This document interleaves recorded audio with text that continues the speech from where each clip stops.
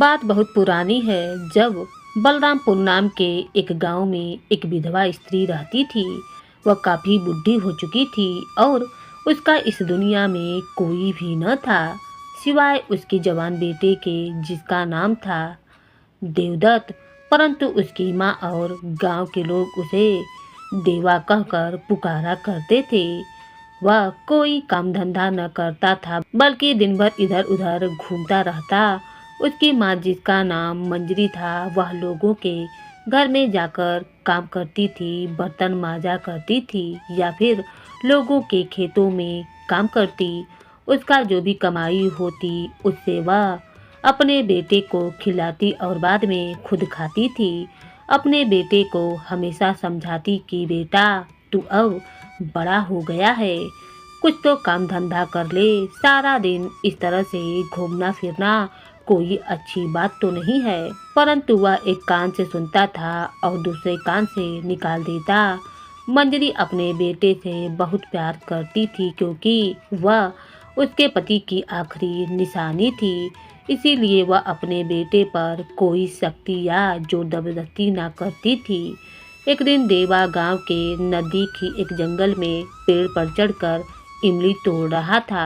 अचानक उसे दूर से कुछ घुड़सवार आते हुए दिखाई दिए। वह हैरान हो गया कि यह कौन लोग हैं जो गांव की तरफ आ रहे हैं। जिस पेड़ पर देवा बैठा हुआ था उससे कुछ ही दूरी से घुड़सवार गांव की तरफ मुड़ गए। वे सभी बहुत ही भयानक चेहरे वाले थे और उनके हाथों में तलवारें और भाले थीं। देवा समझ गया कि जरूर यह डाकू होंगे जो गांव में डाका डालने के लिए जा रहे हैं। वह फटाफट पेड़ से नीचे उतरा और गांव की तरफ रवाना हो गया। थोड़ी ही देर में भागता फांदता वह जब अपने गांव में पहुंचा तो उसने देखा कि गांव के जमींदार का घर जल रहा था। बहुत से लोग आग को बुझाने में लगे हुए थे। पूछने पर पता लगा कि डाकुओं ने जमींदार के घर पर हमला कर दिया है, उसमें आग लगा दी है और कई हजारों रुपयों के जेवर और कीमती सामान लेकर भाग गए हैं। जाते जाते उन्होंने घर में काम करने वाली एक नौकरानी को भी मार डाला, जो लूटपाट करने से उन्हें रोक रही थी। यह सुनकर देवा के मन को एक झटका सा लगा, क्योंकि उसकी माँ भी अक्सर जमींदार के घर पर काम करने के लिए जाया करती थी। भीड़ को चीरता हुआ वह घर के अंदर दाखिल हो गया। घर में चारों तरफ सन्नाटा छाया हुआ था। लोग सहमे हुए खड़े थे, कुछ लोग रो रहे थे और कुछ लोग तसल्ली दे रहे थे। उन सभी लोगों के बीच से निकलता हुआ जब वह कमरे में पहुंचा तो उसने देखा कि उसकी माँ जमीन पर लहूलुहान पड़ी थी। अपनी माँ को ऐसी हालत में देखकर अचानक उसके मुंह से एक भयानक चीख निकल गई। माँ के चले जाने के बाद उसे अब माँ के प्यार का एहसास हो रहा था। अब ना तो उसे कोई प्यार करने वाला था और ना ही उसे कोई खिलाने पिलाने वाला था। दिन भर वह गांव में आवारा ही घूमता फिरता रहता। किसी ने उससे हमदर्दी नहीं की, किसी ने उसे खाने के लिए न पूछा। आखिरकार उसने यह फैसला कर लिया कि अब वह इस गांव में नहीं रहेगा, सब कुछ छोड़ छाड़ कर यहाँ से दूर चला जाएगा। दूसरे दिन वह उठा और जंगल की तरफ निकल पड़ा, जिधर से वह डाकू आए थे, क्योंकि वही रास्ता दूसरे शहर को जाने का था। जैसे ही वह गांव से बाहर निकला तो उसे एक आदमी दिखाई दिया, जिसके पास कुछ सामान था और वह बड़ी ही मुश्किल से उस सामान को ले जा रहा था। उस आदमी ने जब देखा कि एक आदमी आ रहा है तो वह देवा से कहने लगा, बेटा, यह सामान मेरे घर तक पहुंचा दो, इसके बदले में मैं तुम्हें कुछ पैसे दे दूंगा। देवा दिन भर का भूखा और प्यासा था, मगर फिर भी उसने वह सामान उठा लिया और उस आदमी के साथ साथ चलने लगा। तकरीबन 1 घंटा चलने के बाद उस आदमी का घर आ गया। देवा ने उसका सामान वहां पर उतार दिया। उस आदमी ने उसे कुछ पैसे दे दिए और उसके पास एक थैला था जिसमें कुछ रोटी और सब्जी थी। वह खाना भी उसे दे दिया। देवा को दे दिया। देवा ने उसका धन्यवाद किया और खाना ले लिया। सुबह से वह भूखा तो था ही, पहले उसने खाना खाया और फिर ईश्वर को धन्यवाद दिया। इसके बाद वह आगे के सफ़र पर चल पड़ा। काफ़ी देर तक चलने के बाद उसे एक कुआं दिखाई दिया। उसने कुएं से कुछ पानी पिया और फिर एक पेड़ के नीचे बैठकर खाना खाने लगा। अभी उसने थोड़ा सा ही खाना खाया था कि एक कुत्ता उसके पास आकर खड़ा हो गया। देवा ने कुछ रोटी उस कुत्ते को भी दे दी। इस तरह से उसने थोड़ा सा खाना खुद खाया और थोड़ा उस कुत्ते को भी दे दिया। जब वह आगे बढ़ने लगा तो उसने देखा कि वह कुत्ता उसके पीछे पीछे आने लगा था। अब वह कुत्ता उसका साथी बन गया था। जब उन दोनों को चलते चलते एक घंटा बीत गया तो जंगल में देवा को कुछ झाड़ियाँ दिखाई दी। कुत्ता उन झाड़ियों के पास जाकर भौंकना शुरू कर दिया। जब देवा ने उन झाड़ियों में झांककर देखा तो यह देखकर हैरान हो गया कि एक बहुत ही शानदार और ऊंची नस्ल का घोड़ा उन झाड़ियों में उलझा हुआ था। देवा ने जल्दी से उस घोड़े को झाड़ियों से आज़ाद किया। घोड़ा भूख से बेहाल था। झाड़ियों से बाहर आते ही उसने हरी हरी घासों पर मुंह मारना शुरू कर दिया।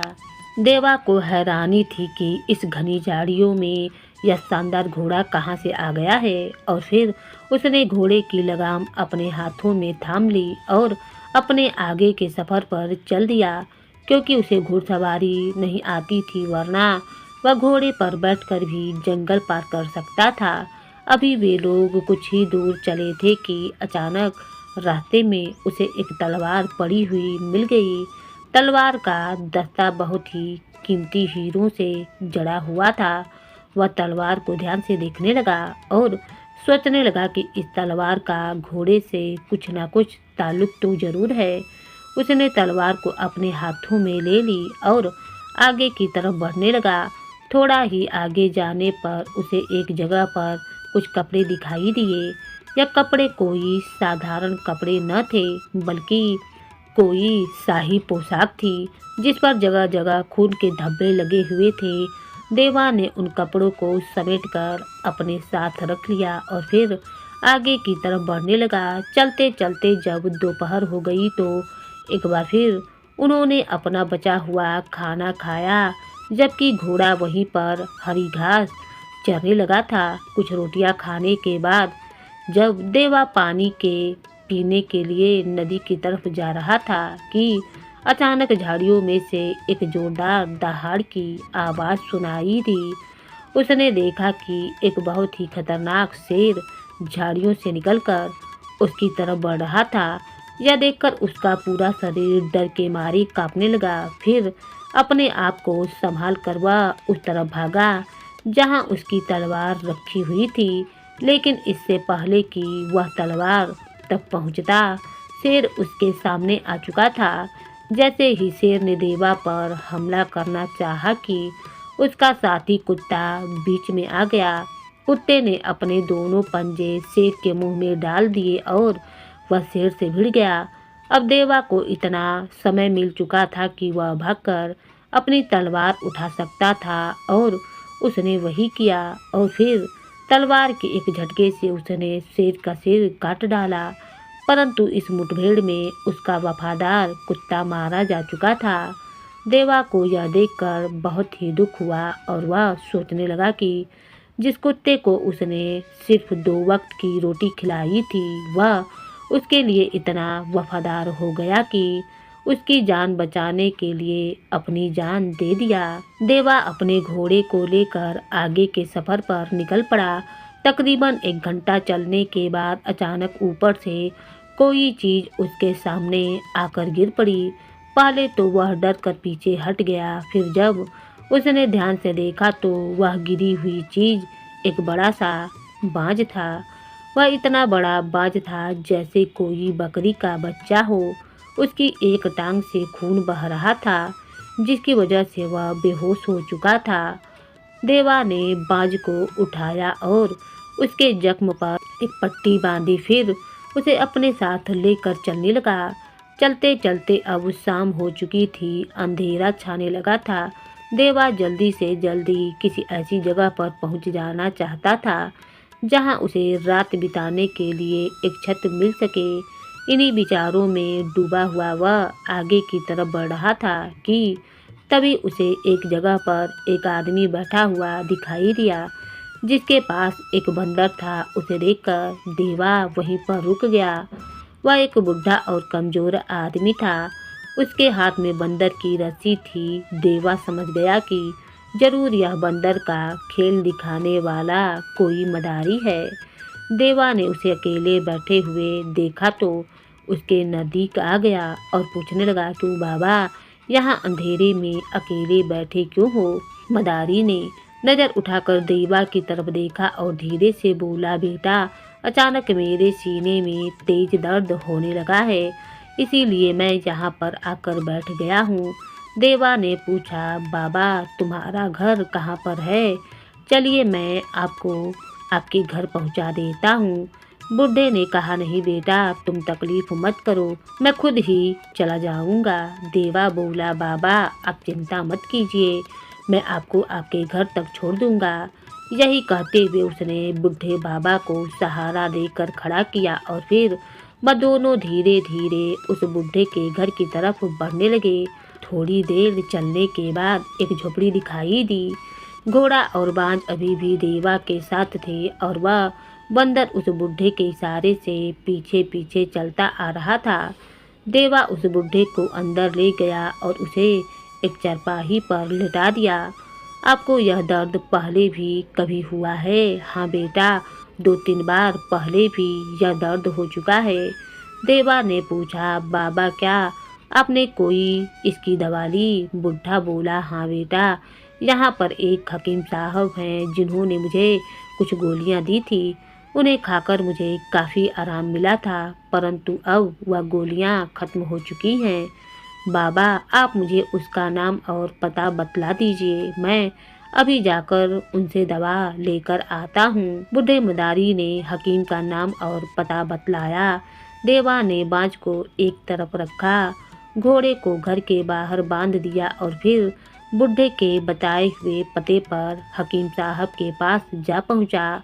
देवा ने बूढ़े मदारी का हाल उनको बतलाया तो हकीम साहब ने उसको दवा बनाकर दे दी और कहा कि मदारी को अब आराम की ज़रूरत है। देवा की जेब में कुछ पैसे थे जो उसने हकीम साहब को दे दिए और दवा लेकर बूढ़े मदारी के घर पर आ पहुंचा। देवा ने वह दवा बूढ़े मदारी को खिला दी और फिर चरपाही के पास बैठ गया। बूढ़े को दवा खाने के बाद अब आराम आने लगा था। जब वह उठने लगा तो देवा ने उसे मना कर दिया और कहा, बाबा हकीम साहब ने कहा है कि आपको आराम की ज़रूरत है, आप मुझे बतलाइए कि क्या करना है, मैं आपका हर काम कर दूंगा। मदारी ने कहा, बेटा काम तो क्या है, बस तुम्हें भूख लगी होगी, तुम्हारे लिए रोटी बना देता हूँ। देवा ने कहा, नहीं बाबा आप आराम कीजिए, मुझे बतलाइए, मैं रोटियाँ बना दूंगा। देवा के मुख से ऐसी बातें सुनकर बूढ़े मदारी की आंखों में आंसू भर आए। वह बोला, ठीक है बेटा, खाना बनाने का सामान वहाँ सामने पड़ा है। तभी उस बूढ़े की नज़र सामने रखे हुए बाँझ पर पड़ी तो उसने देवा से पूछा, बेटा ये क्या है? देवा बोला, बाबा जब मैं जंगल से आ रहा था तो यह बाँझ मुझे जख्मी हालत में मिला था, अभी यह बेहोश है। बुढ़े ने कहा, अच्छा इसे इधर तो उठा कर लाओ। इसके बाद मदारी ने देवा से एक डिब्बा मंगवाया जिसमें एक मरहम रखा था। वह मरहम उसने बाँझ के जख्मों पर लगाया और फिर पट्टी बांध दी। कुछ पानी की छींटें जब बाँझ के मुख पर मारे तो थोड़ी ही देर के बाद बाँझ उठकर खड़ा हो गया और फड़फड़ाता हुआ इधर उधर देखने लगा। उसके बाद देवा ने जल्दी जल्दी से रोटियां बनाई, चटनी तैयार की और फिर सब ने मिलकर खाना खाया। खाना खाने के बाद बूढ़ा मदारी कहने लगा, बेटा आज तुम ना तो आते न जाने मेरा क्या हाल होता, तुमने मेरी जान बचा ली। देवा ने कहा, बाबा मैं कौन होता हूँ, जान बचाने वाला जान बचाने वाला तो वह परमात्मा है। उसने सही वक्त पर मुझे वहाँ पर भेज दिया और मुझे भी तो रात गुजारने के लिए जगह मिल गई। बुड्ढे ने पूछा, बेटा तुम कौन हो और यहाँ पर क्यों आए हो? तब देवा ने मदारी को अपनी सारी आपबीती बता दी कि कैसे डाकुओं ने उसकी माँ को मार डाला और वह गांव छोड़कर यहाँ पर आ गया। अब मैं इसी शहर में रहूँगा और कोई काम करूँगा। यह सुनकर मदारी कहने लगा, बेटा तुम मेरे साथ रहो, मैं तुम्हें बंदर का तमाशा सिखा दूंगा और हम दोनों मिलकर कमाएंगे और अच्छी तरीके से हमारी गुजर बसर हो जाएगी। देवा ने कहा, ठीक है बाबा, मैं आपके साथ ही रहूँगा। इसके बाद देवा ने बताया कि बाबा, जब मैं जंगल से गुजर रहा था तो मुझे एक बहुत ही शानदार घोड़ा और एक बहुत ही बेहतरीन तलवार मिली। घोड़ा आपकी झोपड़ी के बाहर बंधा है और तलवार उसकी पीठ पर मौजूद है। साथ ही खून से सने हुए कुछ कपड़े भी मेरे पास हैं। बुड्ढे ने जब देवा की यह बातें सुनी तो उसकी आंखें हैरानी से फैल गईं। उसने कहा, बेटा जरा जल्दी से मुझे वह कपड़े दिखला दो। देवा तुरंत बाहर गया। वह तलवार व कपड़े लेकर बाबा के सामने हाजिर हो गया। देखते ही मदारी कहने लगा, बेटा तुमने बहुत बड़ा काम किया है, तुम्हारी तो तकदीर जाग गई। देवा ने हैरानी से पूछा, बाबा भला वह किस तरह? मदारी बताने लगा, बेटा इस राज्य के राजा का बेटा अपने कुछ साथियों के साथ शिकार खेलने के लिए जंगल में गया था, लेकिन वह रास्ता भटक गया और फिर जंगल से वापस ही ना आ सका। लोगों ने उसे बहुत तलाश किया मगर वह मिला नहीं। आज ही राजा ने ऐलान किया है कि जो भी कोई राजकुमार का पता लगाएगा उसे इनाम से माला माल कर दिया जाएगा। मेरा ख्याल है कि यह घोड़ा, तलवार और कपड़े राजकुमार के ही हैं। मुझे तो लगता है कि जिस शेर को तुमने मारा राजकुमार को उसी ने मारा होगा और यह घोड़ा झाड़ियों में फंस गया होगा। अब तुम कल सुबह सारी चीज़ें लेकर राजा के सामने पेश हो जाओ और सारी बातें उन्हें सच सच बता देना। यह सुनकर देवा खुश भी था और उसे डर भी लग रहा था कि राजा न जाने उससे क्या क्या सवाल पूछेगा। अगली सुबह देवा घोड़ा लेकर, कपड़ों को लेकर राजा के दरबार में जा पहुंचा। जब राजा को उसके बारे में खबर दी गई कि एक बुढ़ा राजकुमार के बारे में कुछ खबर लेकर आया है तो राजा दौड़ता हुआ उनके पास आया। उसने राजकुमार का घोड़ा, तलवार व कपड़ों को पहचान लिया। राजा कहने लगा कि यह सब चीज़ें राजकुमार की हैं और फिर उसने बुढ़े मदारी से पूछा, मदारी यह सब चीज़ें तुम्हें कहाँ से मिली? मदारी ने कहा, हुजूर यह चीज़ें मुझे नहीं बल्कि इस लड़के को मिली हैं। इसके बाद राजा ने देवा से पूछा, हाँ बेटा तुम्हें यह चीज़ें कहाँ से मिली?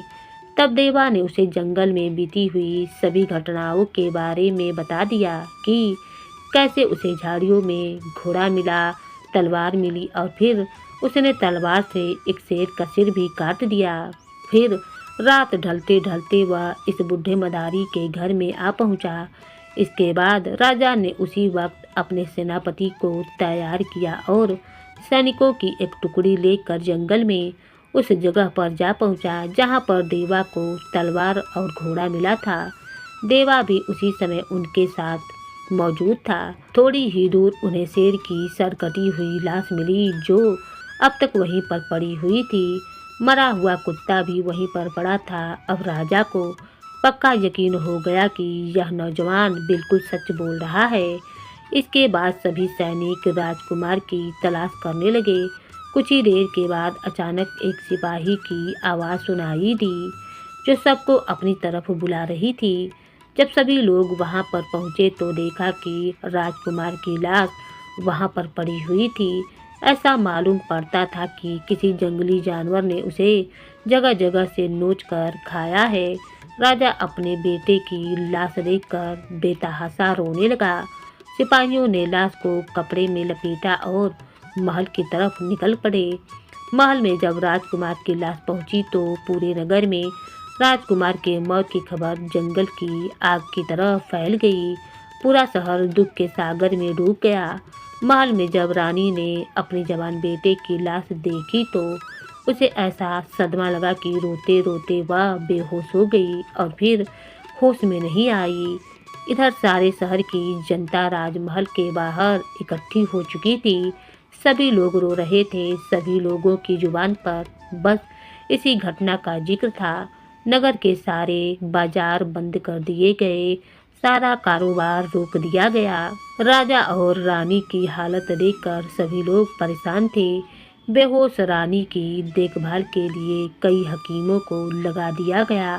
देवा ने जब यह सारे हालात देखे तो वह भी रोने लगा और सोचने लगा कि अगर मैं यह खबर लेकर महल में न आता तो यह सब कुछ न होता।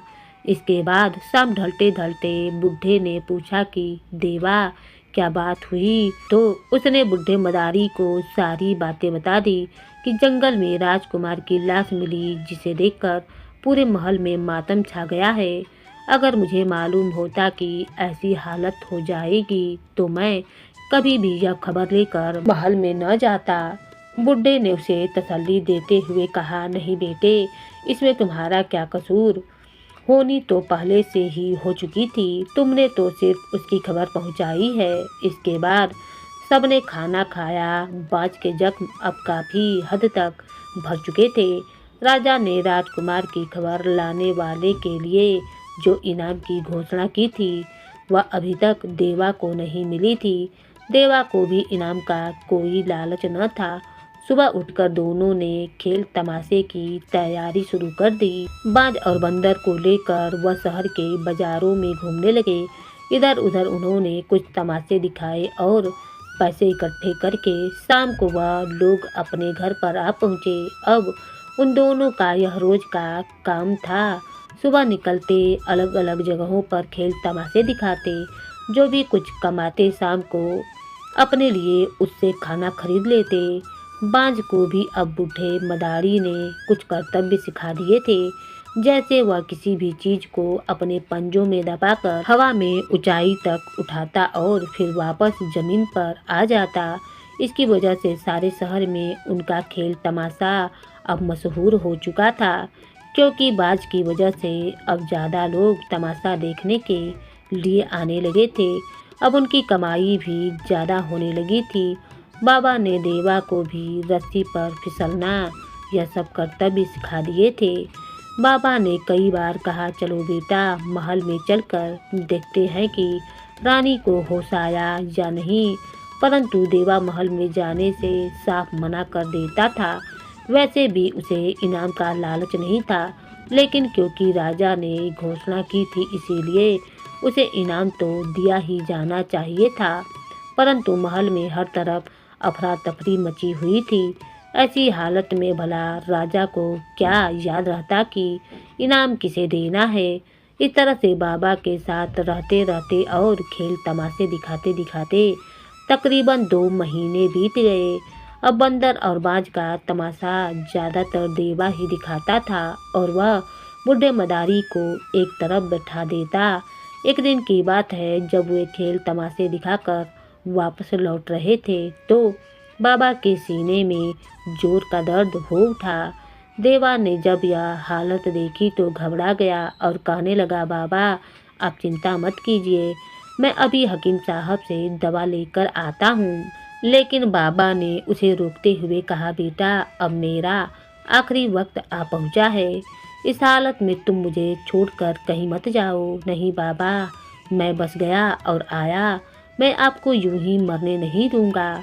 बुड्ढे ने कहा, नहीं बेटा, अब मुझे कोई हकीम या दवा नहीं बचा सकती है।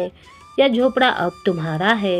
मेहनत और ईमानदारी से काम करना। मेरे पास तुम्हें देने के लिए कुछ भी नहीं है सिवाय आशीर्वाद के। अपने जानवरों का ख्याल रखना। मैं अब अपने आखिरी सफ़र पर जा रहा हूँ। देवा ने कहा, नहीं बाबा नहीं। अभी उसकी बात पूरी भी ना हुई थी कि बुढ़े के शरीर से उसकी आत्मा निकल गई। देवा बुढ़े मदारी की लाश पकड़कर जोर जोर से रोने लगा। बेजुबान जानवर भी कुछ देर तक अपने मालिक की मौत पर आंसू बहाते रहे। सुबह पड़ोसियों की सहायता से देवा ने बूढ़े मदारी का अंतिम संस्कार कर दिया। 2 दिन तक वह अपने धंधे पर नहीं गया। तीसरे दिन उसने बाज और बंदर को अपने साथ लिया और तमाशा दिखाने के लिए निकल पड़ा। इस तरह से अब उसकी जिंदगी का एक नया दौर शुरू हो गया था। वह अकेला ही बाज और बंदर के तमाशा दिखाता, जो पैसे बनता उससे अपना गुजर बसर करता। एक दिन वह शहर में तमाशा दिखाकर वापस आ रहा था कि तभी राजा की तरफ से ऐलान करने वाले कुछ लोग आए और वे लोग यह घोषणा करने लगे कि रानी साहिबा की तबीयत राजकुमार की मौत की खबर सुनने के बाद बहुत ही ज़्यादा खराब हो गई है। वैद्य हकीमों ने इलाज किया मगर कोई फायदा न हुआ। अब ऐलान किया जाता है कि जो भी जहरीली पहाड़ी से कुंदन बूटी लेकर आएगा उसे राजा इनाम देकर माला माल कर देंगे, क्योंकि वह कुंदन बूटी ही रानी का इलाज कर सकती है। देवा ने जब यह ऐलान सुना तो उसके दिल में रानी के लिए हमदर्दी जाग उठी। सोचने लगा कि रानी की यह हालत मेरी वजह से हुई है। न मैं वह मनहूस खबर लेकर महल में जाता और ना ही दुख के कारण रानी बेहोश होती। फिर वह सोचने लगा कि आखिर यह कुंदन बूटी क्या चीज़ है और यह जहरीली पहाड़ी कहाँ पर है। देवा की झोपड़ी के पास एक बुढ़ा आदमी रहता था जिसका नाम था पुरुषोत्तम। उसकी उम्र लगभग 80 साल की हो गई थी। उसने अपने राज्य के सभी इलाकों का दौरा किया था। जवानी के दिनों में वह सेना में एक बहादुर सिपाही भी था और अब आराम की जिंदगी बिता रहा था। देवा कभी कभी उसके पास चला जाता था और वह अपनी जिंदगी के किस्से देवा को सुनाया करता था। देवा ने सोचा कि इस बारे में मुझे चाचा पुरुषोत्तम से सलाह लेनी चाहिए। देवा उनकी झोपड़ी में गया और उन्हें अपने आने की वजह बतलाई। पुरुषोत्तम दास ने बताया कि जहरीली पहाड़ी तूफानी नदी के उस पार है। तूफानी नदी की धार इतनी तेज है कि न तो उसे तैरकर पार किया जा सकता है और न ही कश्ती में बैठकर पार किया जा सकता है। और उस पहाड़ी पर तरह तरह के जहरीले जानवर जैसे बिच्छू, सांप वगैरह वगैरह हैं। अगर कोई वहां पर पहुंच भी जाए तो इन जहरीले जानवरों से बचना बड़ा ही मुश्किल है। उन पहाड़ों पर सुनहरी रंग के छोटे छोटे फूल होते हैं। उन फूलों को ही कुंदन बूटी कहा जाता है। उस बूटी की मदद से किसी भी तरह की बेहोशी को थोड़ी ही देर में दूर किया जा सकता है। उसे हासिल करना अपनी जिंदगी को दांव पर लगाने के बराबर है। बुढ़े ने जवाब दिया, बेटा, पहाड़ियाँ अपने राज्य के दक्षिण दिशा में हैं। यहाँ से पूरे एक दिन का रास्ता है। जब तुम तूफानी नदी के पास पहुँचोगे तो जहरीली पहाड़ी भी तूफानी नदी से बिल्कुल सटी हुई है, यानी तूफानी नदी के दूसरी तरफ वह जहरीली पहाड़ी है। बेटा, क्या तुम वहाँ पर जाने की सोच रहे हो? हाँ बाबा, क्योंकि रानी मेरी वजह से ही बेहोश हुई हैं। इतना कहकर वह अपनी झोपड़ी में वापस लौट गया और सोचने लगा कि किस तरह से तूफानी नदी को पार किया जाए। उस रात देवा को नींद न आई।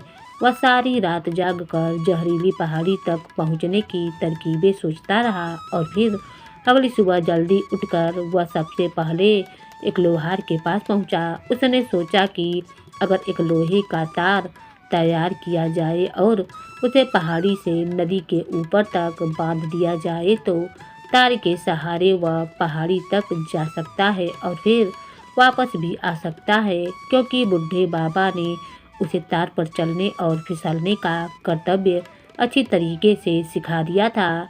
यही सब सोचता हुआ वह लोहार के पास गया और उससे कहने लगा, चाचा, मुझे एक लोहे का मजबूत तार दीजिए, इतना मजबूत कि मैं अगर उस पर लटक भी जाऊं तो वह ना टूटे और उस तार का वजन भी ज़्यादा नहीं होना चाहिए।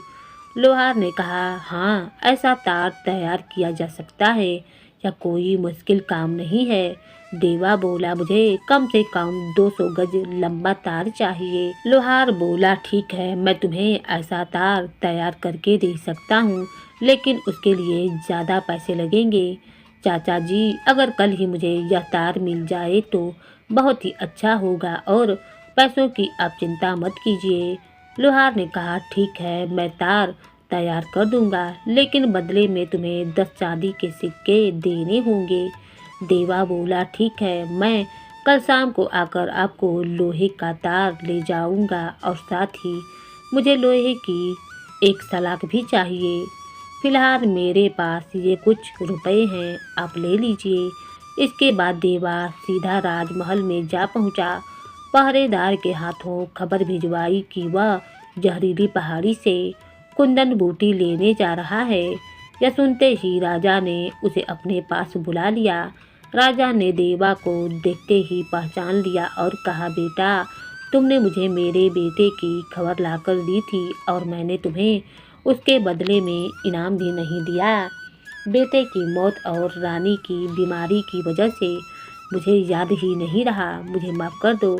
इतना कहकर राजा की आंखों में आंसू भर आए। देवा ने कहा, महाराज, मैंने कोई इतना बड़ा काम नहीं किया। वह तो एक संयोग था कि मुझे वह सारी चीज़ें मिल गई थी और मैंने वह आपको लाकर दे दी। अगर मैं वह खबर आपको ना देता तो शायद रानी साहिबा भी बिल्कुल ठीक होती और मैं इन सब के लिए अपने आप को जिम्मेवार न समझता।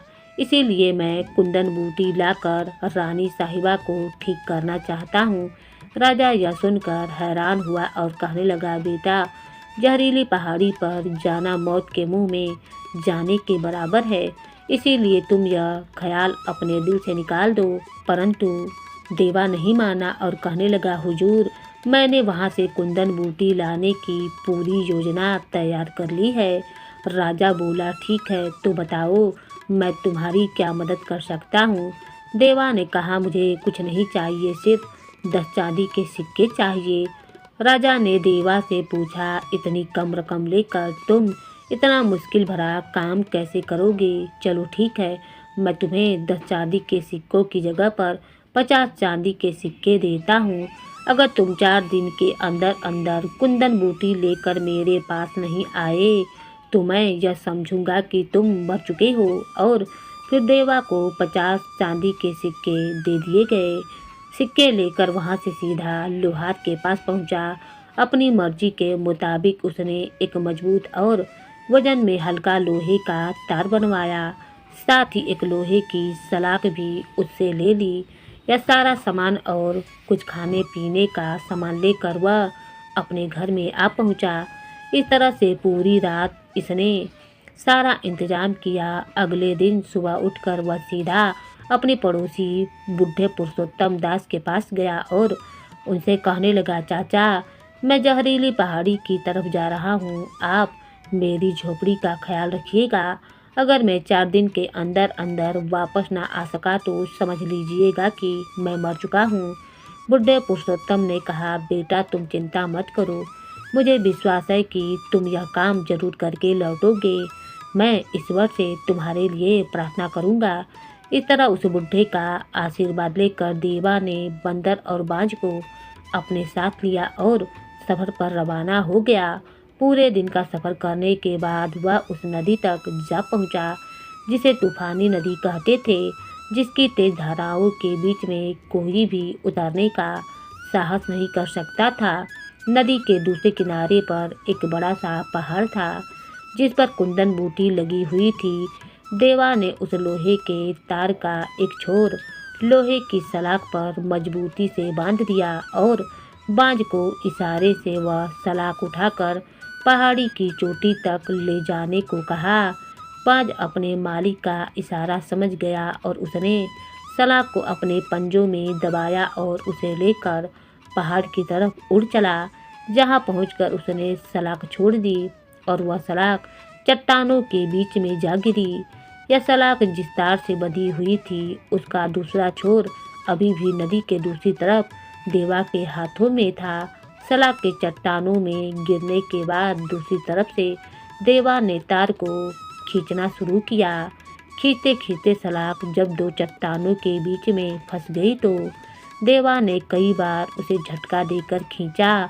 जब उसे इस बात की तसल्ली हो गई कि सलाख उन चट्टानों के बीच में से नहीं निकलेगी, तो उसने लोहे के तार का दूसरा सिरा नदी के पास एक ऊंचे से पेड़ पर जाकर मजबूती से बांध दिया। इसके बाद देवा उस लोहे के तार पर लटकता झूमता हुआ फिसलता हुआ जहरीली पहाड़ी तक जा पहुंचा, क्योंकि लोहे के तार पर फिसलने का कर्तव्य उसे आता था। पहाड़ी पर पहुंचकर उसने बड़ी ही तेजी से कुंदन बूटी के फूलों को इकट्ठा करना शुरू कर दिया और फिर एक लोटे में रख लिया। बिच्छू और सांप जैसे जहरीले जानवरों से बचता हुआ वह बड़ी ही सावधानी से उस लोहे की तार की सहायता से वापस पहाड़ी के नीचे आ गया, जहां पर बंदर और बाज उसका इंतजार कर रहे थे। इसके बाद उन्होंने वापसी का सफ़र शुरू किया। थोड़ी दूर चलने के बाद उसे प्यास लगी तो सामने ही उसे एक झरना दिखाई दिया। तब देवा ने देखा कि एक आदमी उस झरने से पानी पी रहा था। देवा को यह देखकर हैरानी हुई कि इस वीरान जंगल पर यह आदमी कहाँ से आ गया। देवा के मन में यह जानने की इच्छा हुई और वह छिपता छिपाता उस आदमी का पीछा करने लगा। जल्दी ही वह आदमी एक गुफा में घुस गया, जिसमें अंधेरा था, जिसकी वजह से बहुत ही कम दिखाई दे रहा था। देवा भी छिपे छिपाते उस गुफा के अंदर घुस गया। उसने देखा कि गुफा में एक जगह पर कई हथियार पड़े हुए थे, जिनमें तलवारें और भाले थे। एक अंधेरे कोने में बड़े बड़े संदूक रखे हुए थे। वह आदमी उन संदूकों के पास गया और उनमें से एक संदूक उसने खोल लिया। वह संदूक हीरे जवाहरात और गहनों से भरा हुआ था, जिसे देखते ही वह आदमी खुश हो गया और अपने आप से कहने लगा, इससे पहले कि मेरे बाकी लुटेरे साथी यहाँ पर आ जाएं, मैं इस खजाने को अपने बोरे में भरकर यहाँ से दूर चला जाऊंगा। वहीं पर छिपा हुआ देवा यह सब कुछ देख रहा था और सुन भी रहा था। उसे समझते देर ना लगी कि यह गुफा लुटेरों का अड्डा है और यह आदमी भी उन्हीं का साथी है, जो अपने साथियों को धोखा देकर उनके खजाने का माल चोरी करके ले जाना चाहता है। तभी देवा की नज़र उस चूड़ियों पर पड़ी। देवा यह देखकर हैरान हो गया कि यह चूड़ियाँ उसकी माँ की चूड़ियाँ थीं, यानी यह वही लुटेरे थे जिन्होंने उनकी माँ की हत्या की थी। यह देखकर उसका खून खौलने लगा और उसने लुटेरे से बदला लेने की ठान ली। उसने पास ही रखी हुई एक तलवार उठाई और एक ही झटके से उस आदमी का सिर काट दिया। इसके बाद उसने अपनी माँ की चूड़ियाँ ली और जल्दी से गुफा से बाहर आ गया। वह वापस बंदर और बाज के पास पहुँच गया। इसके बाद वे लोग तेजी से राजमहल की तरफ बढ़ने लगे।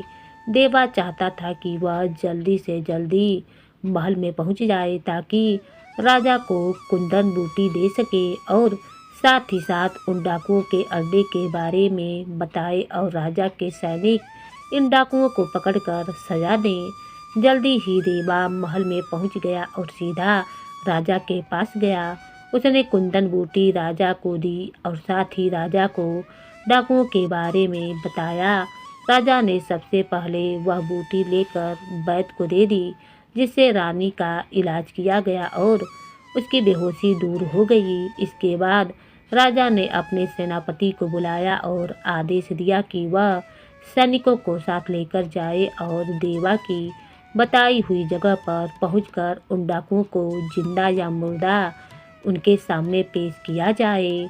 राजा का आदेश पाते ही सेनापति ने बहुत से सैनिकों को अपने साथ लिया और देवा के बताए हुए रास्ते पर चलने लगे। जब वे लोग उस गुफा तक पहुंच गए तो उस समय वहां पर कोई भी नहीं था। देवा ने कहा कि उन्हें कुछ देर तक यहीं पर छुपकर इंतजार करना चाहिए, क्योंकि मुझे पक्का यकीन है कि डाकू किसी भी समय अपने अड्डे पर आ सकते हैं। और फिर वे सभी वहीं पर छुपकर डाकुओं का इंतजार करने लगे। फिर वैसा ही हुआ। शाम ढलते ढलते डाकू अपने अड्डे पर आ पहुँचे। वे लोग वहां पर सैनिकों की मौजूदगी से अनजान थे। सेनापति का इशारा पाते ही सैनिक डाकुओं पर टूट पड़े। अचानक हुए इस हमले के कारण डाकुओं को संभलने का मौका नहीं मिला। सैनिकों ने बहुत ही डाकुओं को मौत के घाट उतार दिया और जो बच गए उन्हें बंदी बनाकर राजा के सामने पेश किया गया। चलते समय सैनिकों ने खजाने से भरे हुए वह सभी संदूक भी अपने साथ रख लिए। महल में पहुंचकर डाकुओं और उनके खजाने को राजा के सामने पेश किया गया। जब डाकुओं के लूटे हुए माल की तलाशी ली गई तो उनमें से एक चमचमाता हुआ हार निकला। राजा ने वह हार पहचान लिया। असल में वह हार राजकुमार का था। हार को देखते ही राजा ने डाकुओं के सरदार से पूछा कि यह तुम्हारे पास कैसे आया। डाकुओं का सरदार डरते डरते बताने लगा, हुजूर, 1 महीने पहले की बात है। एक घुड़सवार हमें जंगल में मिला था। पहनावे से वह किसी शाही खानदान का लग रहा था। हम लोगों ने उसे लूटने की योजना बना ली, मगर वह नौजवान बहुत ही बहादुर था और वह हमसे भिड़ गया और उस लड़ाई में वह हमारे हाथों मारा गया। यह हार उसी नौजवान का था। यह सुनते ही राजा का गुस्सा 7वें आसमान पर जा पहुंचा और उसने चिल्लाकर कहा, वह नौजवान हमारा बेटा था। राजा ने अपने सैनिकों को आदेश दिया कि इन सभी को ले जाकर अभी के अभी सबके सिर काट दिए जाएं और फिर सभी सैनिक उन डाकुओं को लेकर वहां से चले गए। इसके बाद राजा ने देवा से कहा, बेटा, तुम्हारी बहादुरी और अक्लमंदी की वजह से मैं अपने बेटे के हत्यारों को सजा दे पाया हूँ और साथ ही साथ रानी की जान भी बच गई। इसके लिए मैं तुम्हारा बहुत ही एहसानमंद हूँ। सच कहूँ तो तुम्हारे रूप में मुझे अपना बेटा दिखाई देता है, बल्कि आज से तुम मेरे ही बेटे हो। मैं यह ऐलान करता हूँ कि आज से तुम इस राज्य के युवराज हो और मेरे बाद तुम इस राज्य की बागडोर संभालोगे। मुझे पक्का विश्वास है कि तुम्हारे जैसे बहादुर और अक्लमंद नौजवान के हाथों में यह राजपाट हमेशा सुरक्षित रहेगा। और फिर देवा का राज तिलक कर दिया गया। तो दोस्तों, मुझे पूरी उम्मीद है कि यह कहानी आपको बहुत अच्छी लगी होगी। अगर अच्छी लगी हो तो कमेंट ज़रूर करें, लाइक करें, शेयर करें और सब्सक्राइब ज़रूर करें। धन्यवाद।